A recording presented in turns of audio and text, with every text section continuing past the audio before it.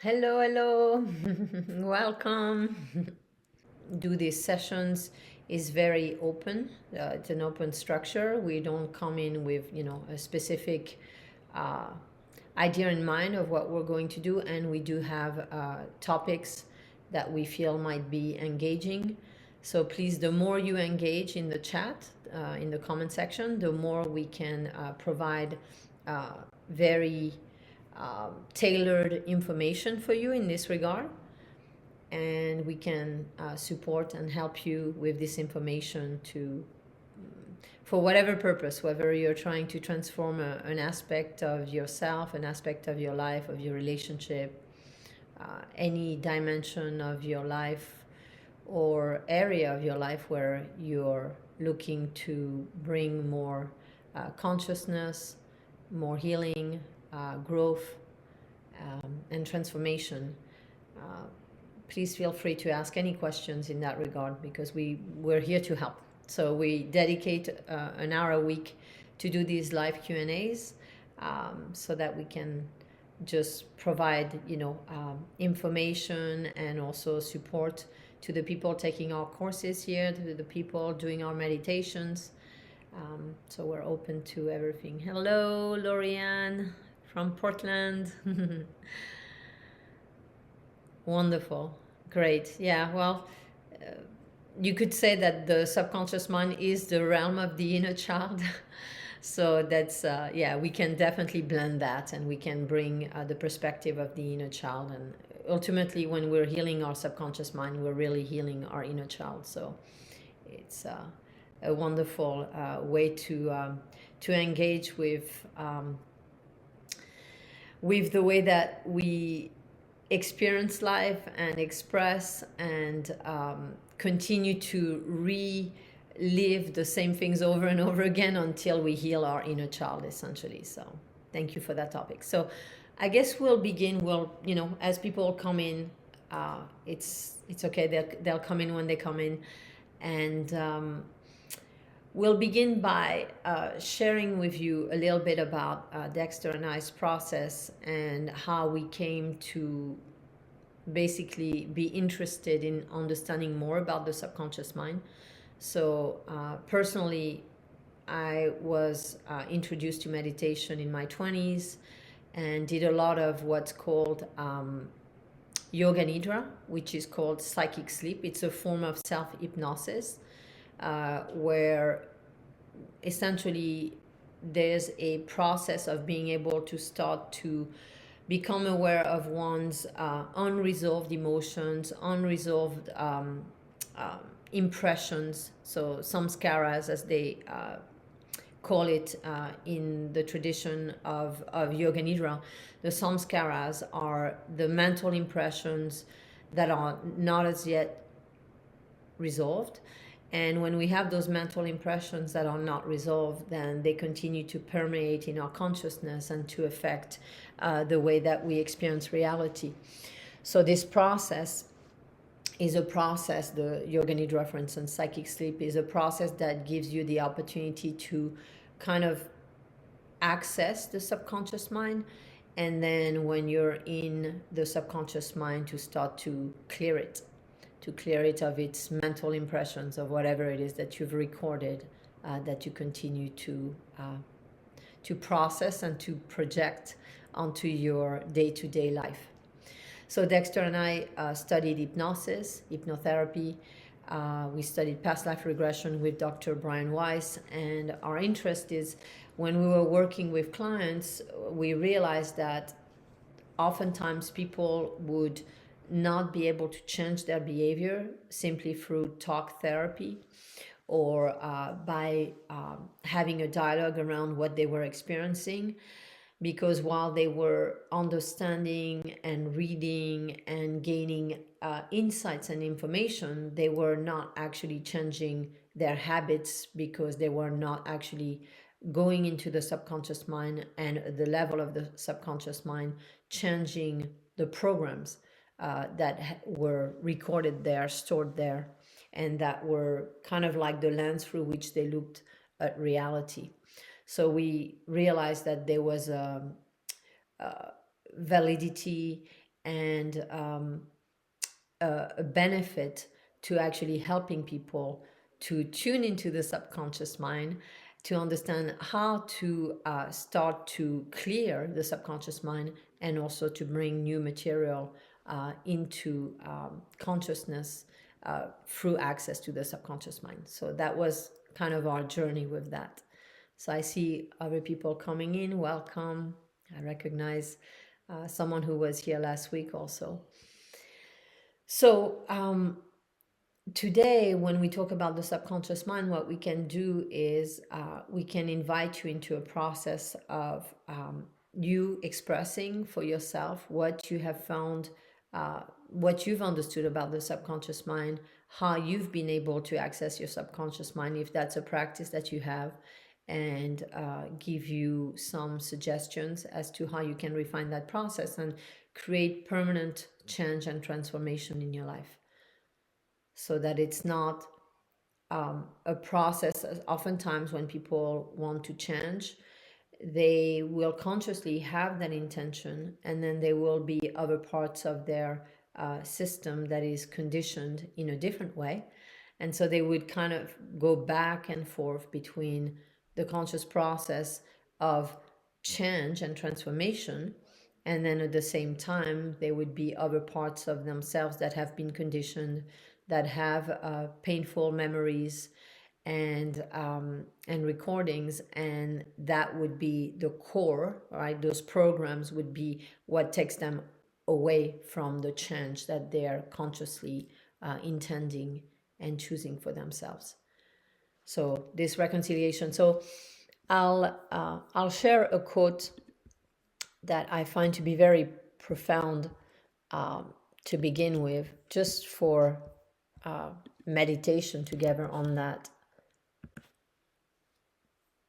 And please feel free to share anything as you reflect on that quote. So that quote is, "Your every thought is the universe giving birth to itself through your thoughts." So your thoughts are really energized, amplified by whatever content is in the subconscious mind. So it's the thoughts we think are not just thoughts that come up out of nowhere. They're very much a result of what's not been resolved at the level of the subconscious, and that's what's generating our thoughts. From our understanding, 90% of the 70,000 thoughts we have a day actually tend to be the same thoughts. So you may have noticed that yourself. You may have noticed that you keep repeating the same cycles, patterns of thoughts over and over again. And some of the ways that people approach changing their thoughts is to fight their thoughts, to judge their thoughts, to feel bad about their thoughts, to be identified with their thoughts. And what we have found in our process of facilitation is that that actually doesn't work. It just keeps people cycling in the same thoughts, because trying to fight your thoughts is not actually understanding the nature of the thought, the source of the thought, and therefore it cannot bring resolution. So what must be dismantled, understood, resolved is what's happening at the level of the subconscious mind, which is the mental impressions, the emotional impressions or imprints that have been stored there, and accessing that content so that then whatever is in the subconscious mind can be dissolved. And once that is dissolved, then thoughts change. We don't have the same thoughts.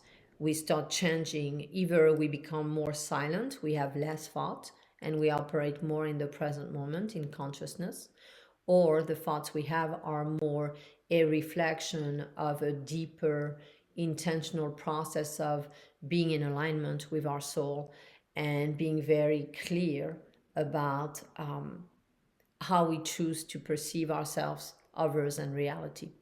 So that's a very different process. So you could say that for the most part, most people are, when they're thinking, just purging out the content of their subconscious mind without realizing that they are. So the more we look at our thoughts with that degree of precision and self-exploration, and without judgment, and without even being afraid or reactive to our thoughts, the more we can dive into that subconscious layer of our system, and then understand and then change the nature and the quality of our thoughts and of our consciousness as a result. Are there any questions so far, or any reflection on that quote that I shared? So please feel free to ask questions, to engage in this way, and also reflections as it relates to your own process and how it applies to your own process, and so that we can offer clarifications and support to your own process and how it's applicable to your process of life and meditation and reflection. So we'll share another quote that you may already know.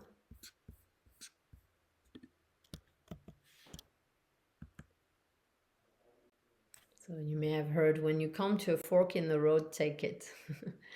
So today we're using this quote to essentially for us to dive into that fork in the road. And that fork in the road can be seen in this context, as it relates to the subconscious mind, as a process of so if in the past we had been in a process of judging our thoughts, superficially looking at our thoughts, and not necessarily understand where they stem from, then we could just be on that path where we're just, again, 90% of our thoughts would remain the same. And so we would kind of like not change or transform as rapidly or optimally as we could. And we would remain in the cycle of conditioning, familial conditioning, and basically processing, reprocessing what our parents have done, what our ancestors have done, and if you believe in past lives, what we may have done also in past lives. So the fork in the road is like, instead of having this relationship to our thoughts, which is not necessarily an empowered relationship to our thoughts, that we take a new road, a new path, and that fork is towards understanding actually why we think the way we think, why we feel the way we feel, what's underneath the surface generating these thoughts and emotions, so that we can change them. So, Richard, welcome. Just as it's impossible to start a fire without something to ignite it, so is it impossible for us to fight with any moment without first being identified with the unconscious nature that incites that conflict. First time here. Welcome, welcome. Yes, absolutely. So it's very useful to understand that when we become aware of the content of our subconscious mind and our unconscious mind, we become empowered to change it, and to change also what's at the surface. So whenever we dive below the surface, then we can start to, at that level of our being, at the level of the subconscious, and you could say the unconscious is below that, even below that, meaning we may be aware of some of what is subconscious to us, and we may not be aware of what's unconscious to us at all, by virtue of it being unconscious. And it takes a lot of practice and deep meditation to get to that level of mind where we can begin to really get in touch with what we've inherited through so many generations of repeated cycles of thoughts and patterns and habits.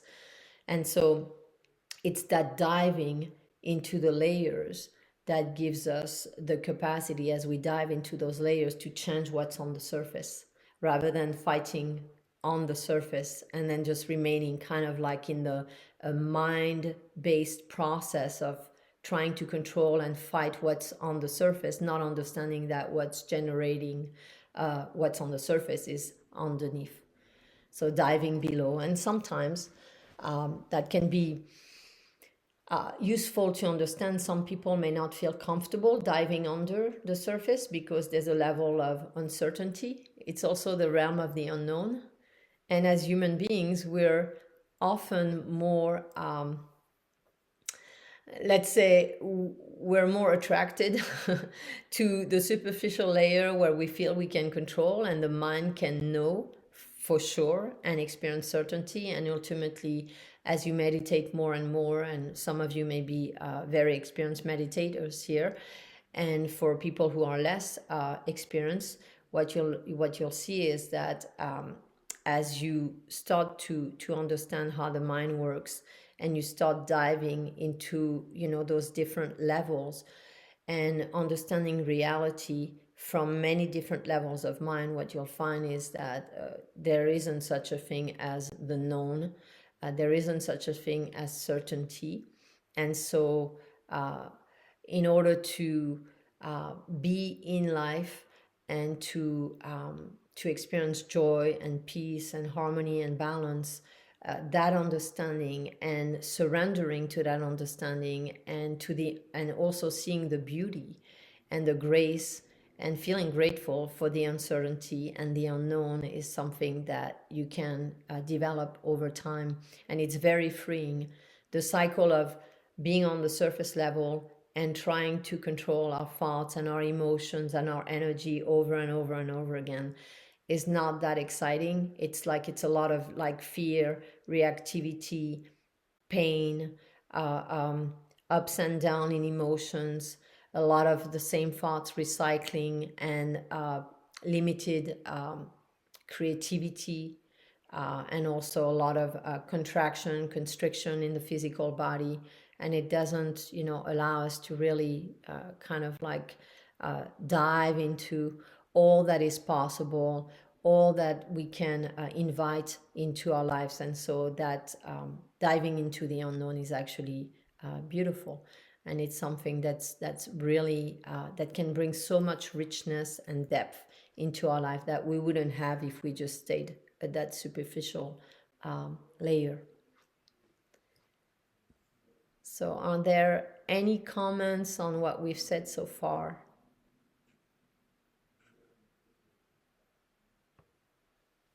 So today we will do a meditation, and we will do it a little later on, as we'd like to share some things with you about just some metaphors that can be meditative in nature, in the sense that if you actually sit with those metaphors and you introspect on what they mean to you, then that is meditation. That process of engaging with this information in a way that is very personal to you, and in a way that you access the content of all of your conscious, subconscious, and unconscious mind. So that's my invitation today.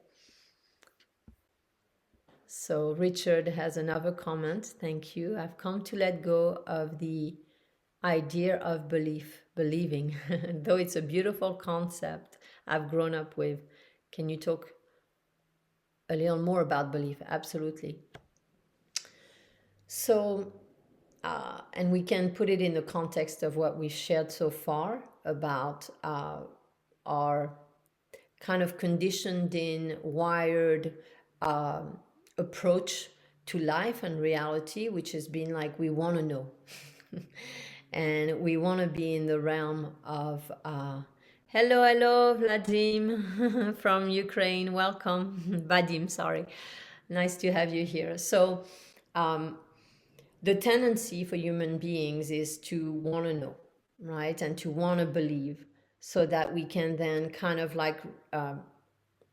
use this reductionist thinking and feel more in control and feel safer, right? Because there's so much uncertainty and so much unknown. Actually, I can't remember the percentage. I think it was 0.0000001%.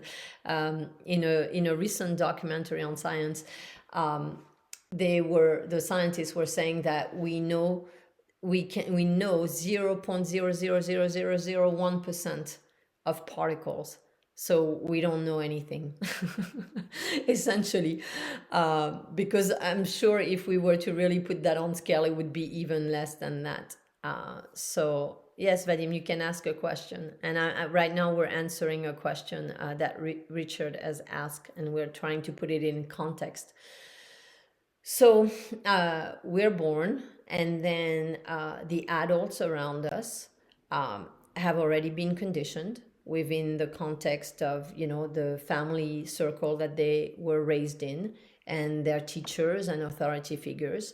And you may know that in the first at least 7 years, sometimes 9 years of our life, we're in hypnosis, meaning that the only way that we can understand reality at that time, unless we're very evolved beings, if you believe in past lives, and if you believe that there is such a thing, and that whatever we've learned in past life is still available to us after we reincarnate. So that said, generally speaking, we're born and we are just recording. So we're in the root chakra, first energy center, just recording information as we perceive it in the environment, without any discernment, without any capacity to really compare it or relate it to any other experiences. And so there's this recording process that just engages with whatever programs are around us. And those programs are made up of beliefs. In order to feel safe and in control, human beings generate different beliefs about who they are, what reality is, who other people are, what life is. And then once they've generated those beliefs, oftentimes they then stay kind of like stuck, you could say in the box, right? Or in the sphere of their own beliefs and their belief system. And then that's what the world is to them, right? So we all have that ego bubble that we live within, that we then look at the world through, and that generates the reality that we see and experience, because whatever we see through that bubble is what we then experience through the lens of our beliefs. We expect that, we actually see that when it's not even happening, and we then react to that and revalidate to ourselves those same beliefs over and over and over again. So the part of beliefs being generated are actually a reaction to fear. So when we fear something, and we are, again, kind of like wired to react to fear, right? Which is something that can be worked with, and we can actually transmute that process of reacting to our fears. That said, ultimately, when we are in that process of fearing something, fearing that something could happen, or fearing that something may not happen, when we're in that state of fear, then from there, in order to find safety, in order to feel in control, because when we feel fear, we don't feel safe and we don't feel in control, we now generate a belief. So I'll give you an example. Let's take a relationship example, for instance.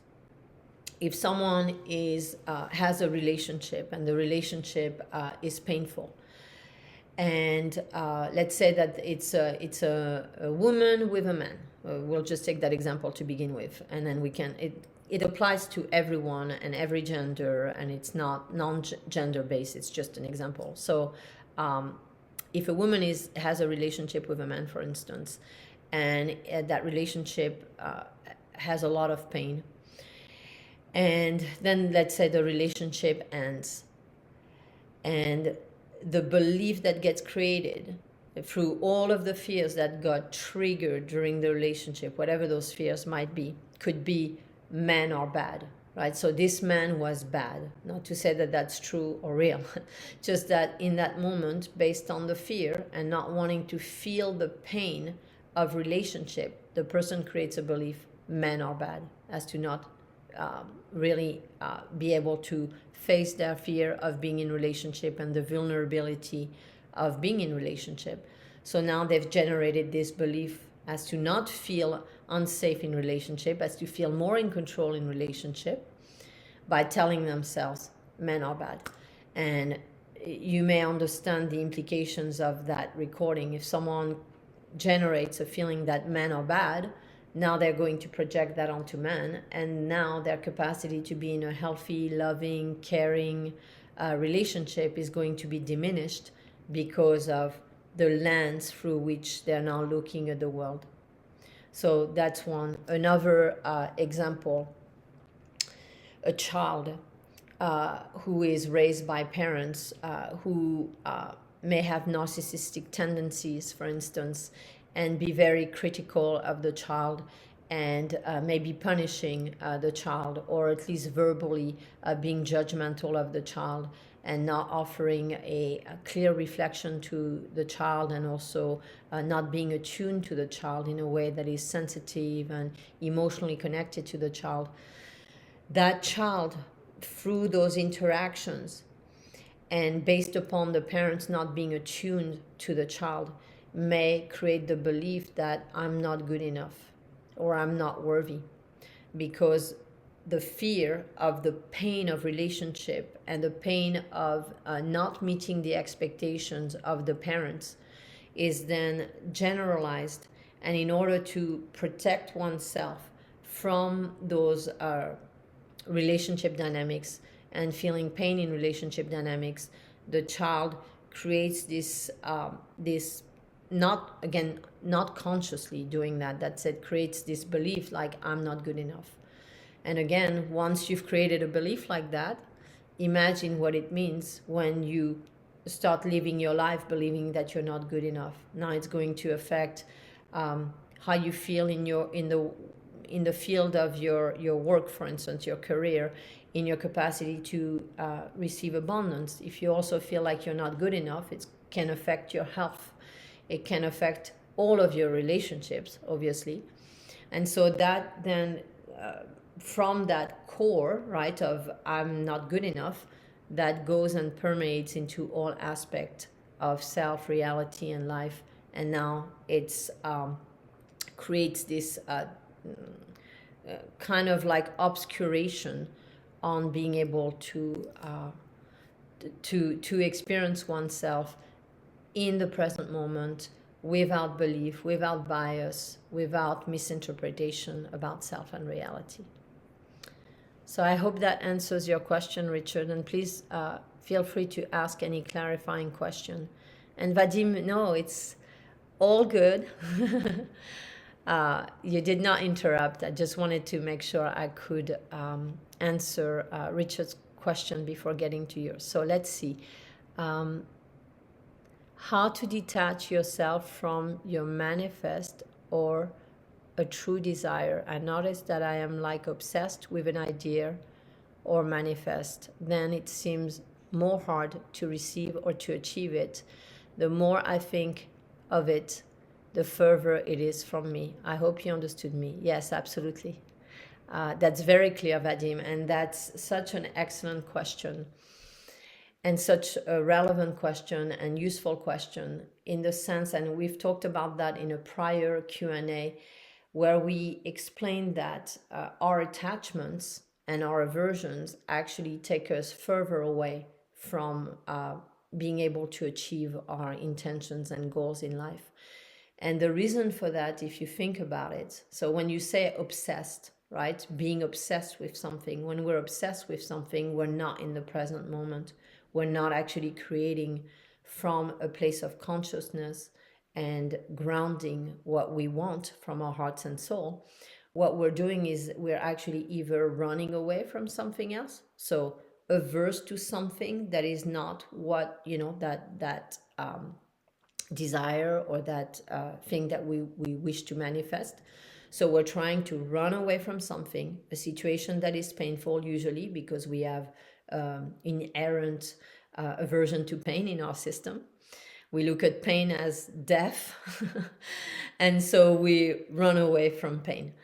And we're also attached to something else, and we've talked about that also in a prior session, with the two sides of the same coin. Desire and pain can be seen as the same thing. So, or pleasure and pain can be seen as the same thing, meaning that oftentimes when we desire something, or when we want pleasure, we're actually trying to run away from pain.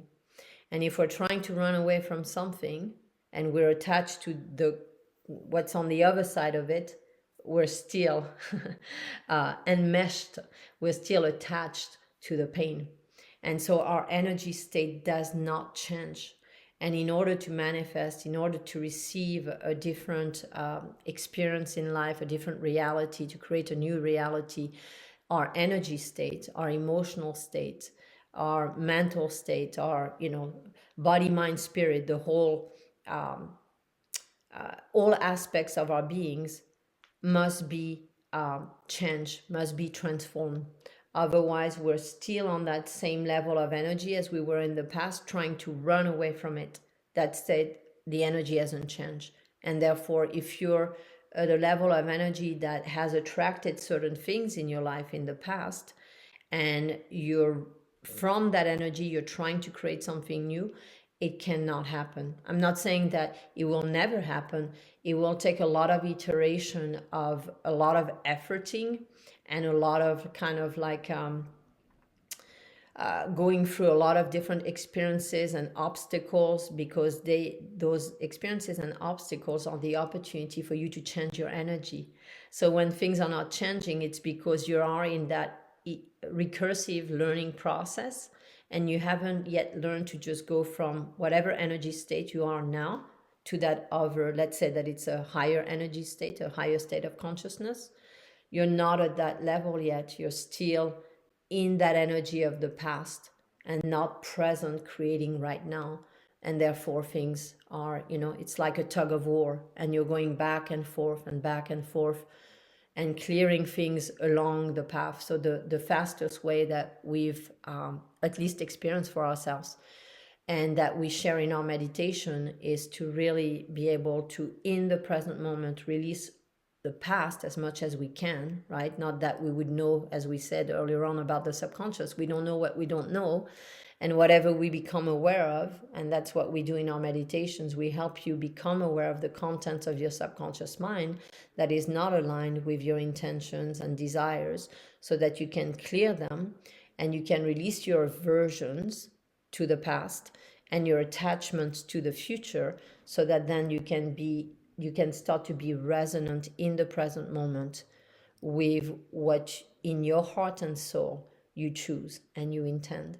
And so that process is a process over time, as you learn to release the past and to liberate the energy of the past, and more energy becomes available to you in the present moment to receive guidance, right? Spiritual guidance as to what's in your highest and best good, and then to engage and apply your energy in that direction in the moment, like completely letting go of the past and also letting go of the future. So being completely present in your process of creation right now, rather than the past trying to push you forward and pressurize you towards the future, and then you grasping and trying to pull the future to you right now, instead of just in the present moment, being in the energy and in the emotion of what you're choosing to create.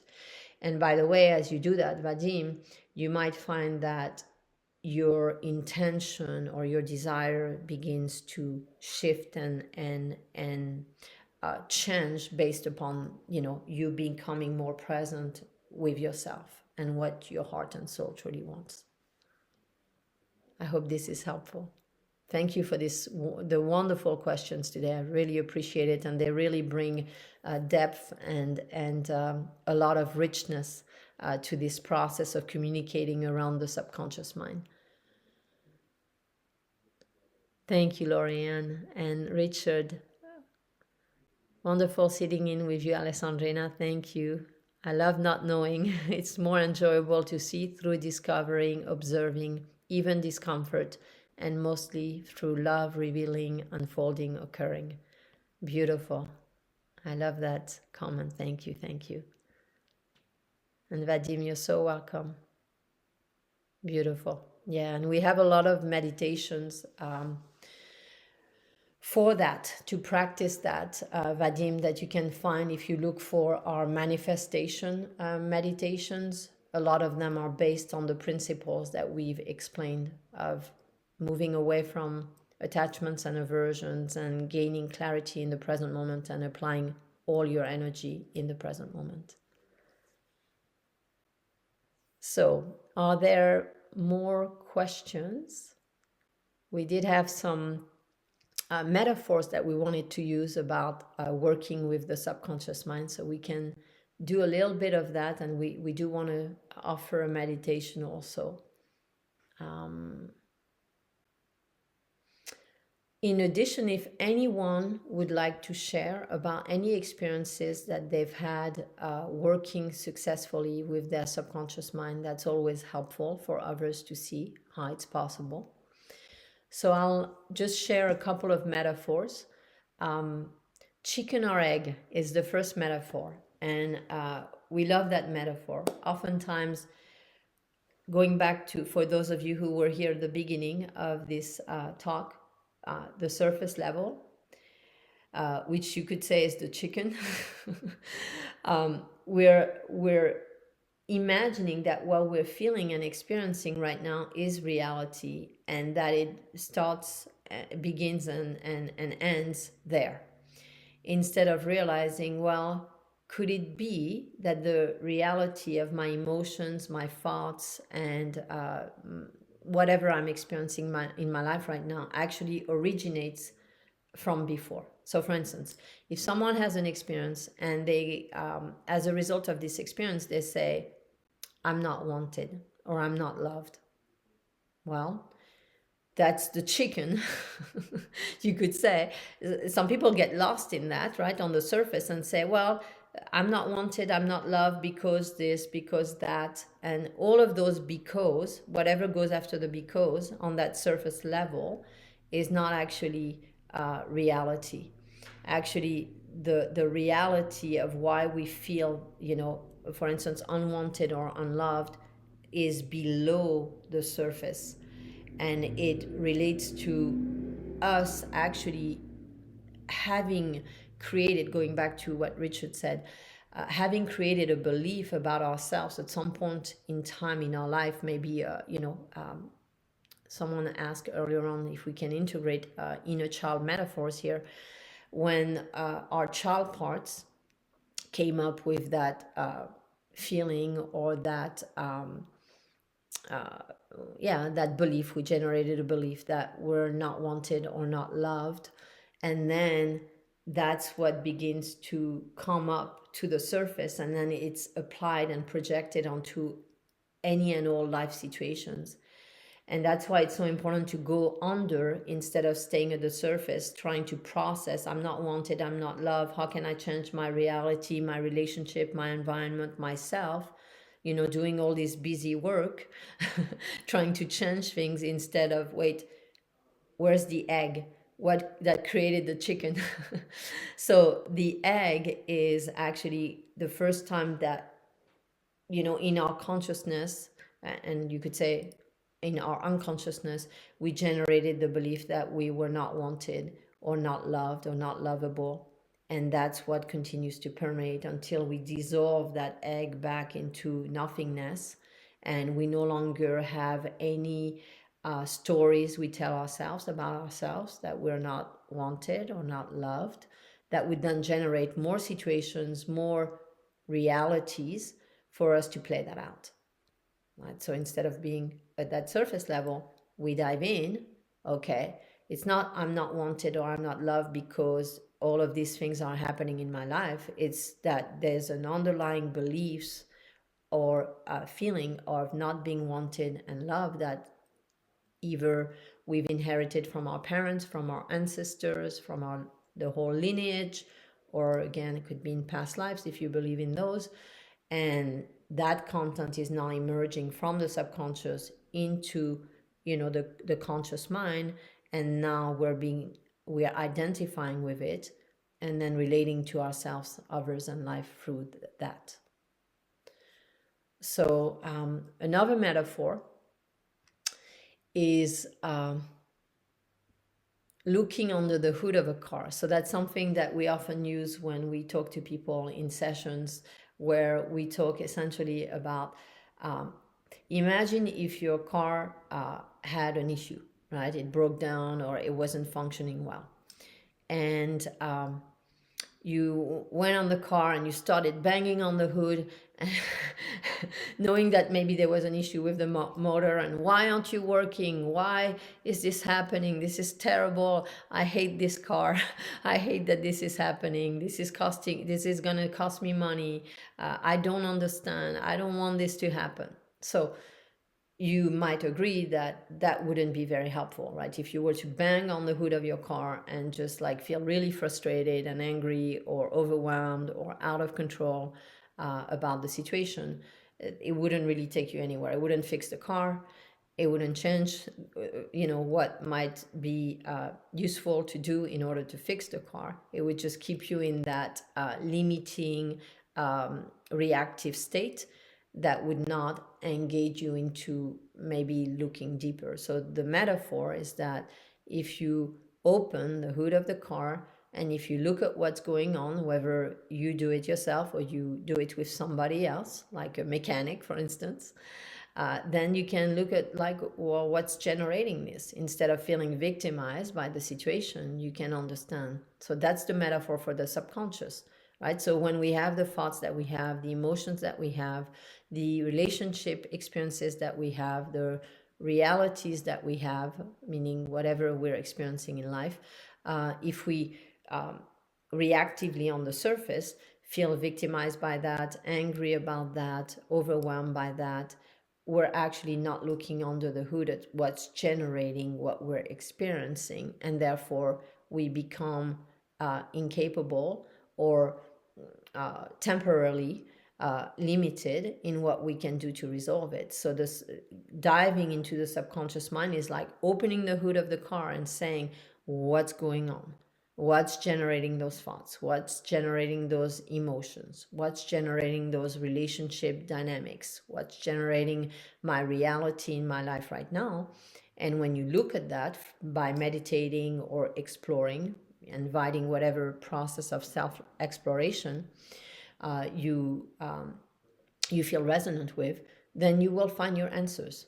Meaning that it's always going to be about a fear, a belief, an expectation, a judgment, something that you've recorded and that is stored in your subconscious or more deeply in the unconscious, that is actually coming, bubbling up to the surfacing, and it's inviting further introspection and diving deeper within so that you can heal it, you can resolve it. So a lot of talking today. I apologize. I do want to hear you and to hear any reflections, even if it's only by chat. And then we will dive in a moment in a meditation.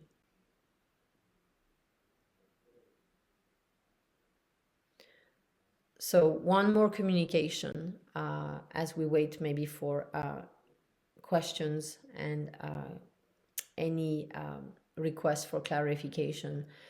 The best times to access your subconscious mind is the morning and nighttime right before going to bed. So morning when you first wake up and when you go to bed. And the reason for that is you may be aware, and there's more brainwave states than the ones I'm going to describe. And those are, let's say, the four main brainwaves states that we tend to be in. So there's beta, alpha, theta, and delta. And when we are waking up, we are actually coming out from delta to theta into alpha prior to getting into beta. And when we go to bed, it's the other way around. We go from delta brainwaves to alpha, to theta, to delta. So the more awake, active brain waves are more us being in the analytical mind, and the analytical mind is kind of like a limited, perspective of the world, of what we've generated, in terms of beliefs and perspectives based upon our experiences and our bias. And when we start going into alpha, theta, delta, we're entering the realm of the subconscious mind and the unknown and the dream world, you could say. Actually, there's a new study that we just found out about that said that the brain is always dreaming. And this is scientists that have, by being able to monitor people and the state of the brain, the brain is always dreaming. And if the analytical mind is very busy, then we're not we're not connected to the dream, and therefore we're not in that realm of the dreaming and imagination and creation. That said, it's available because it's always happening. So it's like, as we get out of the way by kind of allowing the analytical mind to slow down and to reduce its activity, then we're able to access the deepest level where there's this creative energy that is available to us, where we can dream and create, and vadim, where we have access to that energy, to bring into reality the things that are most meaningful to us, our dreams, and the things that we are truly resonant with in our hearts and our souls. So morning and night is the best time to reprogram your subconscious mind, to meditate, to let go of the old content of the subconscious that generates your day-to-day reality. And same thing with the evening, right before you go into the dream world. For some of you, maybe have done some experiment with lucid dreaming. And the lucid dreaming is really a process where we start to be awake in our dreams, in a way.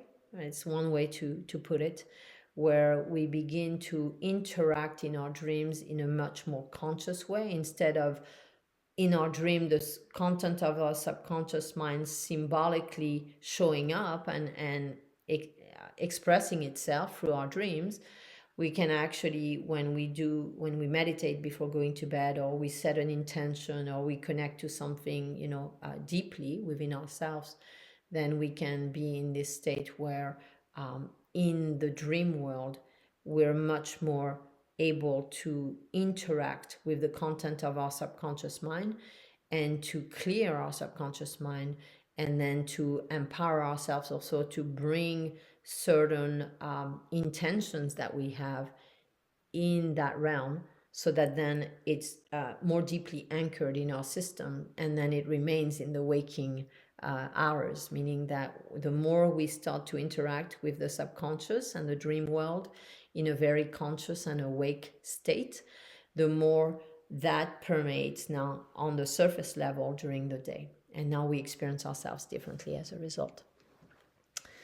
So we have a couple of minutes left, and we're happy to go over and be late a little bit if that's also okay with you.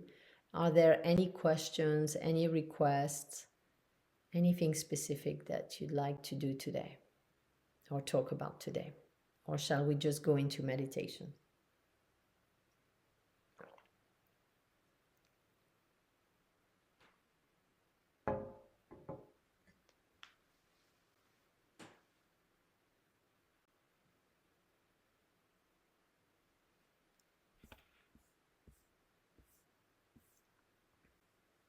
Okay, so thank you for the hearts. And we'll dive into a short meditation. And for those of you who may have done it, it's called the whiteboard meditation. And it's inspired, it's a kind of a blending.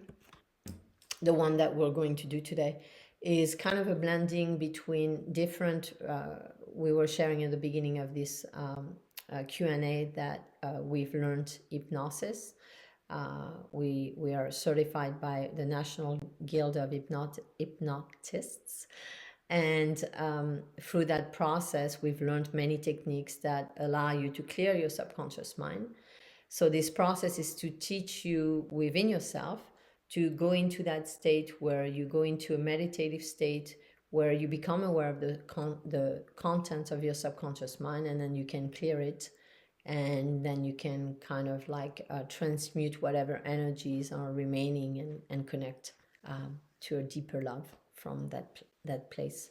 It's also a blend of some processes that a teacher that we find to be very wise and very loving, John Jones, a karmic healer, also had shared with us. So it's kind of a blend of that, and also a process in Ayurveda, Marma, if you're familiar with the forgive and forget process.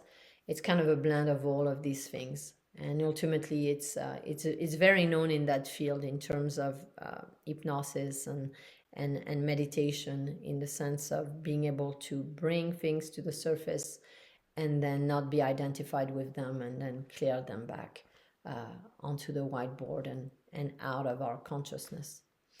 So remember that when we're doing these things, we're inviting imagination. If anything doesn't, if you don't connect to the instructions, you can along the way change it to something that helps you feel open, supported in that process. There's no rule, in meditation as to what to do or not to do. Sometimes some people might feel that they are, and not to say that there are not certain principles that are helpful in meditation, simply that the rule, if there is a rule, is that whatever resonates with you and allows you to go to the deepest level is what's going to be most beneficial. So that's true with any meditation practice that you have. The more you feel resonant and you can relax, the deeper you'll go, because ultimately that process is a process of being able to go deep within yourself so that you can uncover the content of your own subconscious mind. Okay, so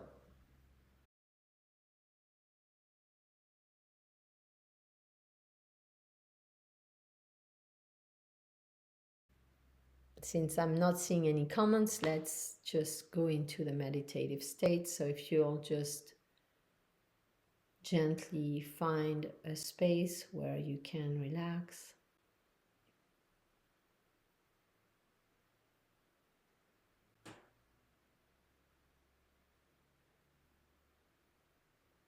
Where your body can be supported, so that there's as little muscular tension in your body as possible.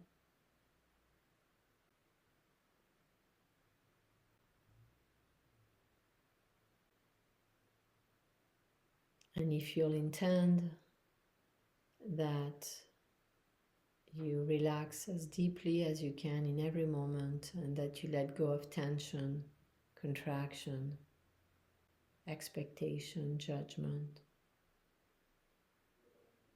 and just being present with yourself.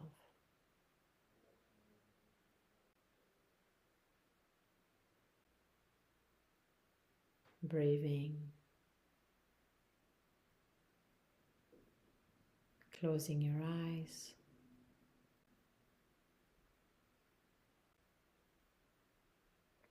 and noticing what you feel, how you feel, where you feel it, and just being in presence with whatever arises.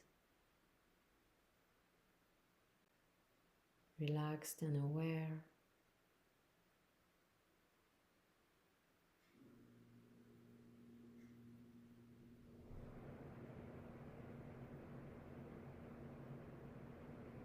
Using the breath to take you deeper by lengthening gently, lovingly your breath.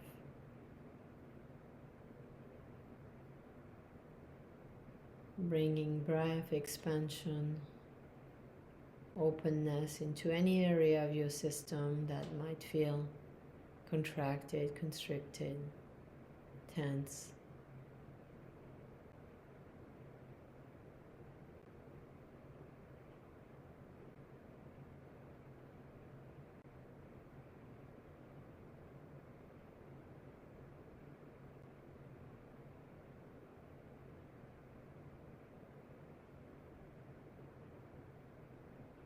And as you relax, as you breathe, as you let the breath bring you deeper and deeper into relaxation and deepen your awareness in the present moment. If you'll see, feel, visualize or imagine a whiteboard in front of your closed eyes.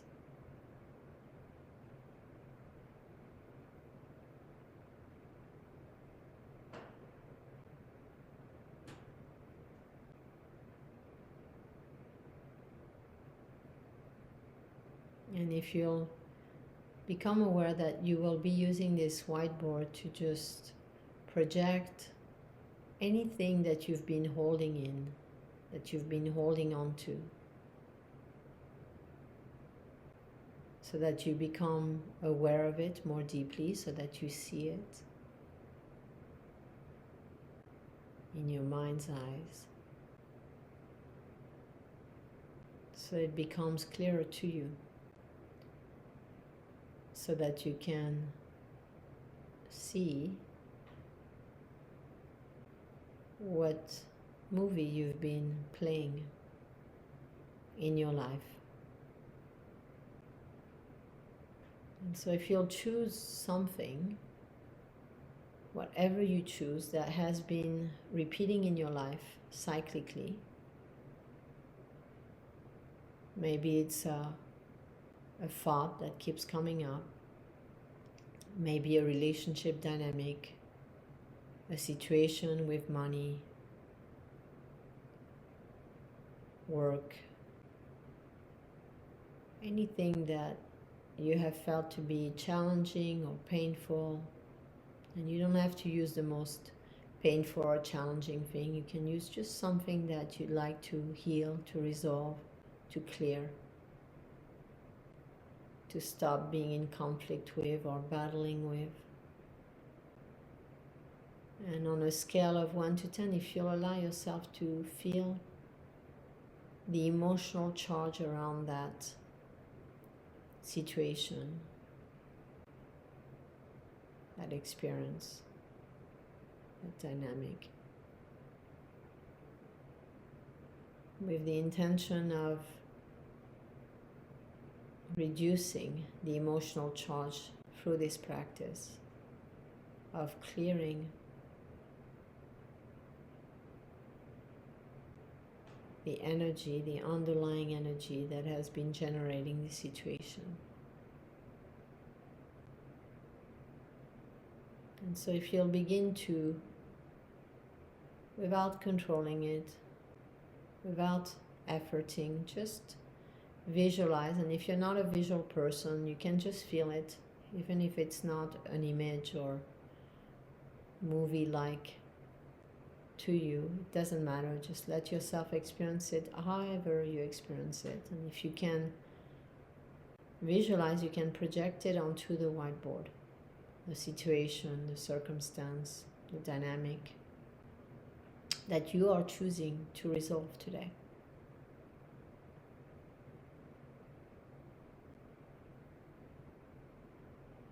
And as you project this situation, dynamic experience onto the whiteboard, just allow yourself to go into as much detail as you can, allowing all associated memories, recordings of that situation, of that experience, to be projected onto the whiteboard.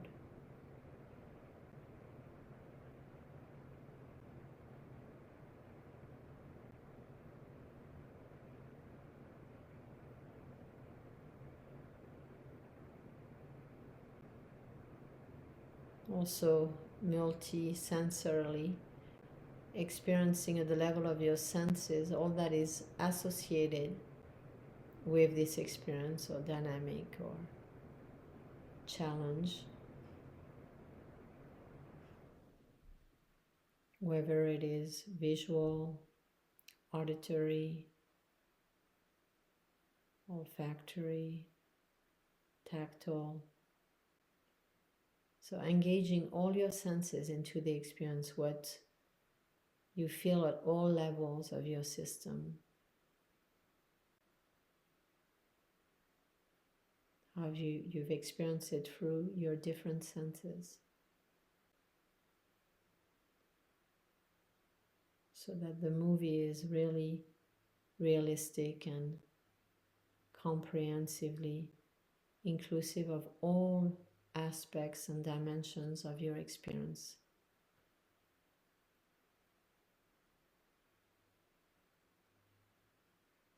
And remaining relaxed as you project this situation, this dynamic, this experience onto the whiteboard.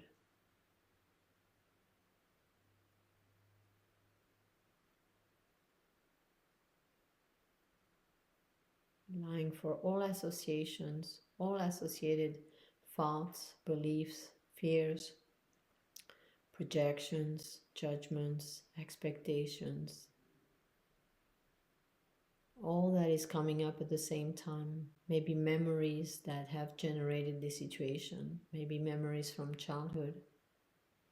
Just allowing all of that to be projected onto the whiteboard.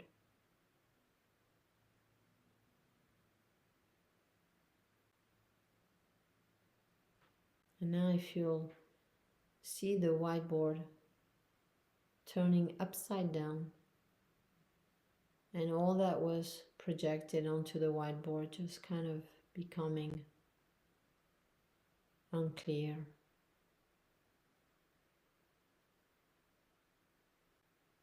And the whiteboard is now turning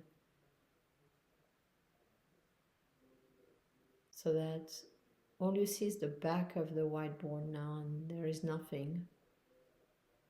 All the content, all that was on the whiteboard is now on the other side.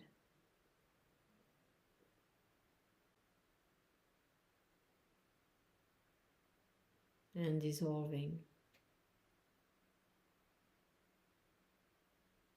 You can use your imagination, either shredding what was on the whiteboard as if it was pieces of paper with all of this content that you're shredding, or simply dissolving, melting, clearing.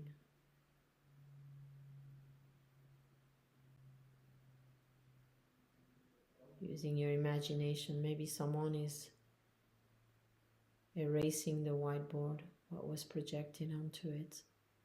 Maybe you are the one on the other side, choosing to erase the whiteboard, what is on it. And just seeing it all dissolve, all false, all past, all interpretations, no longer identified with any of what was being projected onto the whiteboard, as if it was you, as if it was true or real.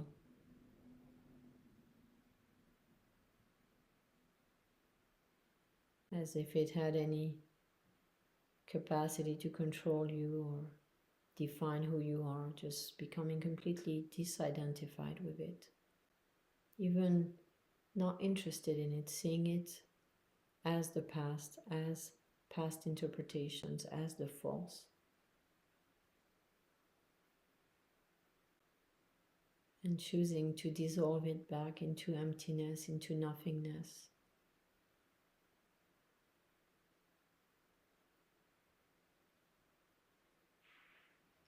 Something of the distant past that is not you, that doesn't define you.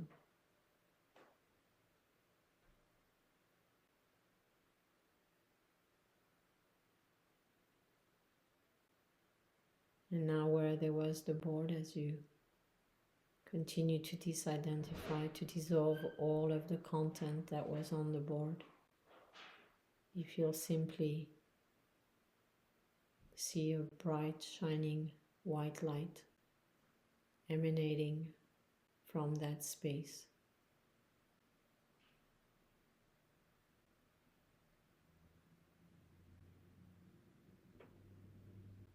shining through. A white light filled with potential, with infinite possibility, undefined, unknown. And if you'll allow yourself to receive this white light,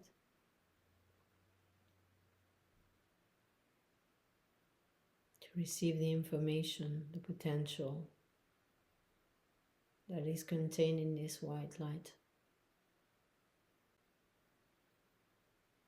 the pure potential that you invite when you choose to let go of the past and you choose to tune into and connect to all that is possible, all that the light contains and holds, all the infinite possibilities awaiting you. And if you'll see this light moving closer and closer, permeating your consciousness, illuminating your consciousness. Maybe you feel tingling in your brain as you connect to the light and you get insights, ideas, intuition about what you choose to invite into your present moment, what you choose to create.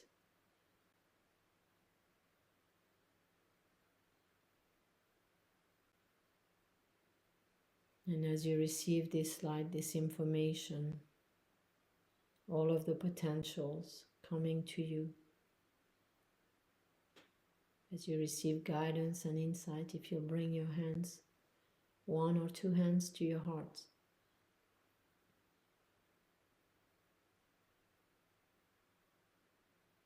And if you'll breathe into the space of your heart and let the light move into the space of your heart.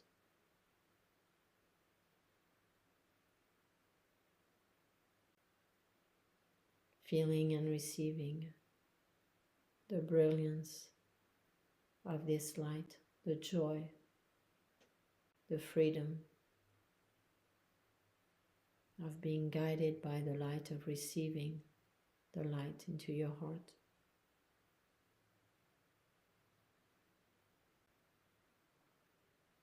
Feeling infinitely grateful for all the choices ahead of you that you can choose in the present moment, inviting them through this process as you free yourself from the past.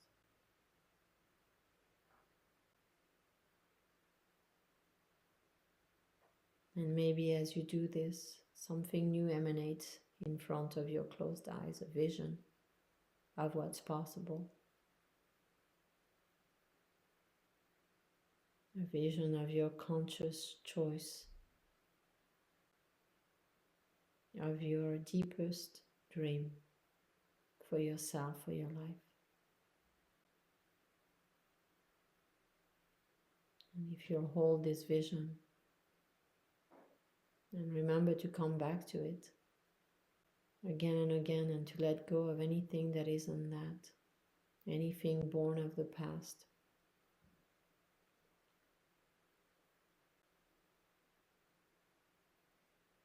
So that all that you are aware of and connected to is your dream, your vision, your intuition as to what is in your highest and best good in this moment.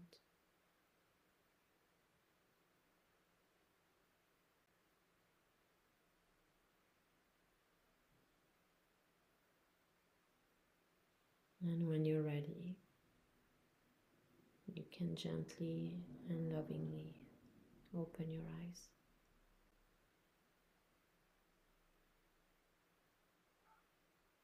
Thank you, everyone. Thank you for joining me today. And if you enjoyed this live and the meditation, and if it was helpful to you and you are able, if you can donate to support us, our work, and Insight Timer, and their kindness in offering this platform for the expansion of consciousness in each of us and in humanity. We appreciate it. We appreciate your support and your donations. And we wish you a most wonderful day. It's wonderful to see you here, and we look forward to seeing you again in a future life. Lots of love, everyone. Thank you, thank you. Bye.